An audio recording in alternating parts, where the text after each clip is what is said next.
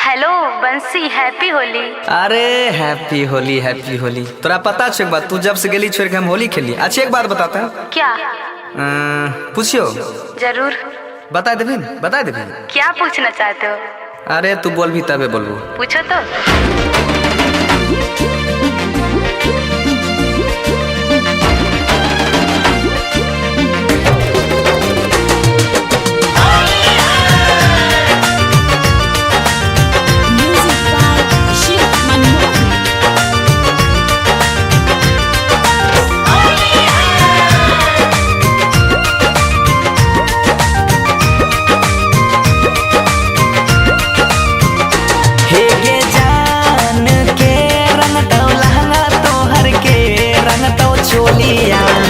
के कारा से खेला में तू होलिया गे जान, हे गई जान के रंग तो लहंगा तोहर के रंग तो चोलिया। के कारा से खेला में तू होलिया गे जान,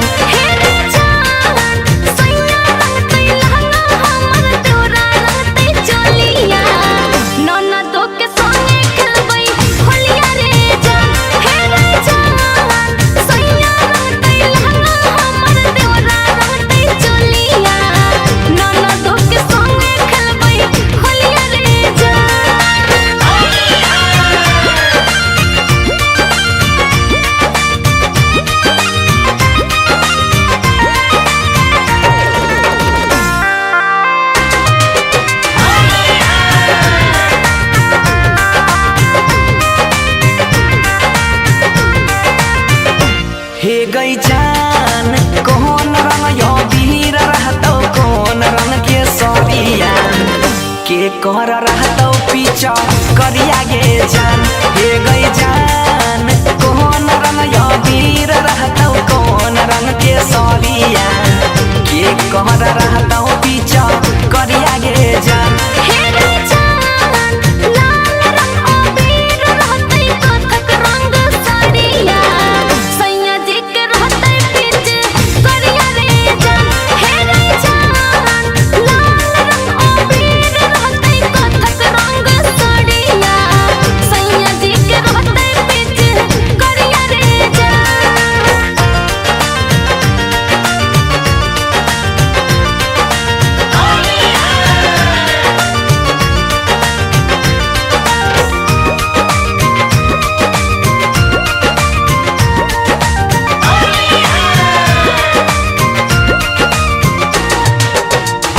हे गई जान कौन तेल में पुआ छक में, कौन तेल में पूरिया के कारा खिलही में अपना हाथ से गई जान।